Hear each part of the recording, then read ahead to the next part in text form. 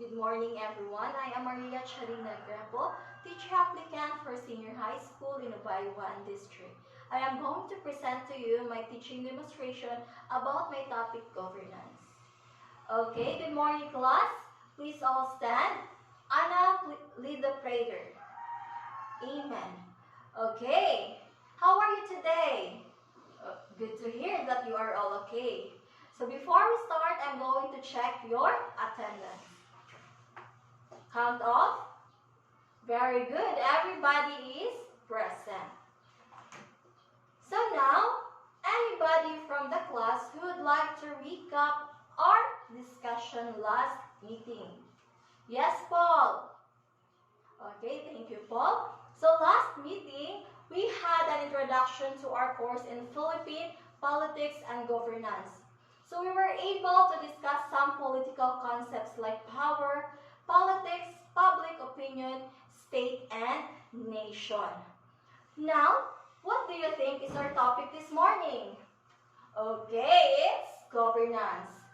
But before we begin, I would like to show you a video clip and I will ask your insights about the video.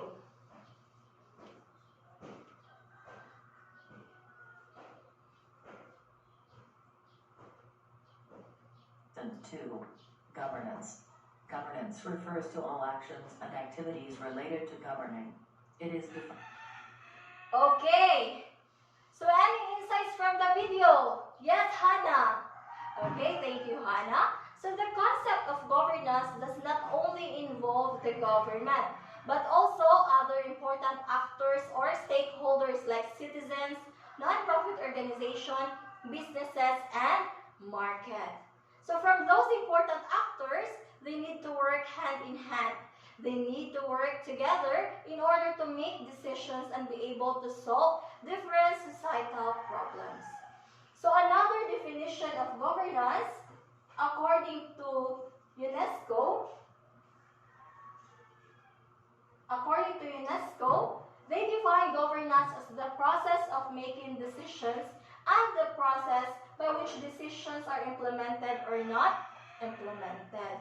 So the process means that there is a step-by-step procedure that the government has to follow. So another definition, according to United Nations Development Program, governance is the exercise of political, economic, and administrative authority in the management of conscious affairs at all levels.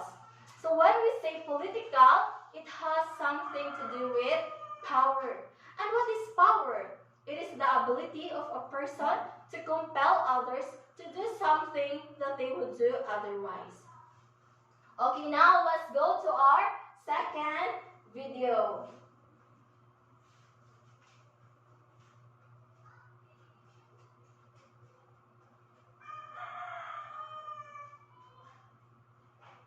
What does good governance mean?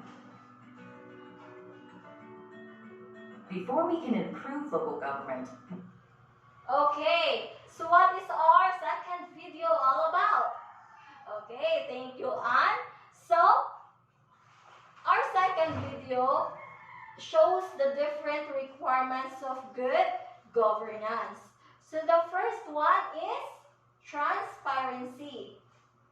So what do you mean by transparency? So, it is the extent to which the general public should be informed about government operations. So the government agencies should have an update or should have an updated details so that the citizens will be up to date. The second one is accountability. So it is synonymous with responsibility. So it is the extent to which the government officials can be held responsible for their decisions and for the performance of their agencies. Okay, example of that is a contractor of a newly built building. And then the building is used by a certain establishment. And then after 1 month, the establishment collapsed. So who is responsible then? Correct, Paul. So it is the contractor because he actually makes the decision and he to do. The third one, participatory. So it is the extent that the general public, including the key stakeholders and marginalized group, are able to participate. So example of that is during elections. It is important that the registered voters should vote and participate in electing our new government leaders. So any questions? So if none, we'll proceed to our next activity. So I will group you into two and I'll give you 5 minutes to brainstorm and cite some examples of governance in our society. Okay? Time starts now. Time is up, okay? First, group 1. Thank you, group 1. Let's give a hands to them. So, group 1 showed us what good governance is about. So, it is by following the requirements of good governance. So the accountability, transparency, and participatory are present in there. Second group. Okay, thank you, group 2. Let's give a hands to group 2. So they showed us that there is also bad governance. So those who do not follow the principles of good governance. So example of that is corruption. Okay, thank you everyone. So you really understand our topic this morning. Another question. So what is governance? Yes, Hannah. Thank you, Hannah. Okay, so according to UNESCO, they define governance as the process of making decisions and the process by which decisions are implemented or not implemented. Okay, very good. You really listen to our discussion. Next, what are the different requirements of good governance? Yes, Paul. Thank you, Paul. So, the transparency, accountability, and participatory.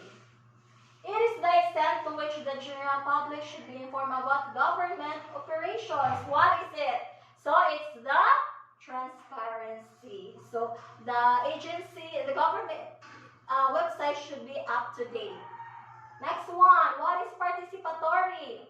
Okay, thank you, Anne. So, the example of that is during elections. It is important that the registered voters should vote and participate in elections. Okay, very good. So you really understand our topic this morning. So again, I'm going to present to you a picture. And as a group, present discuss and dramatize the scenario. Okay, I'll give you 5 minutes for that. Okay. Time is up. Okay, group 1, let's start. Thank you, group 1. So for the group 1, the picture they present has something to do with the right to vote. So in Philippine election, the right to vote is highly observed, and obviously it is a good governance because the registered voters are able to participate. Thank you, group 1. Let's proceed to group 2. Thank you, group 2. So the picture has something to do with corruption. What they present is something to do with corruption. So corruption means dishonesty or fraudulent acts committed by people who are actually in authority. So obviously it is a bad governance. Okay, thank you everyone for the participation. So anything you need to add? Okay, none. So after all this that you have mentioned, in order for us to have a good governance, it is important that we have good leaders. And in order for us to have good leaders, we should have educated and well-informed citizens. And if you want change to happen, then change should start from us. So now, you're going to have a short quiz. Please prepare one whole sheet of paper. I'll give you 5 minutes to answer these questions. Okay, time is up. We'll check. Okay, number 1. When can we say that the governance is good? Okay, correct. So, if they follow the requirements of having a good governance, so the transparency, accountability, and participatory. Okay, number 2. When can we say that the governance is bad? Okay, if the if those in government is doing some bad acts like corruption. Number 3. Okay, very good. So if you study governance, the people will know the ongoing transactions in our government. Number 4. Okay, answers may vary. Okay, all pass the paper. Okay, very good. Let's give a hand to each and everyone because almost all of you got the highest score. Okay, before we bid goodbye, I would like you to copy your assignment and please do advanced reading on the concepts and prepare for an interactive discussion next meeting. Okay, so please pick up the pieces of paper, arrange your chairs and tables. Okay, goodbye class, and I will see you next meeting. Thank you.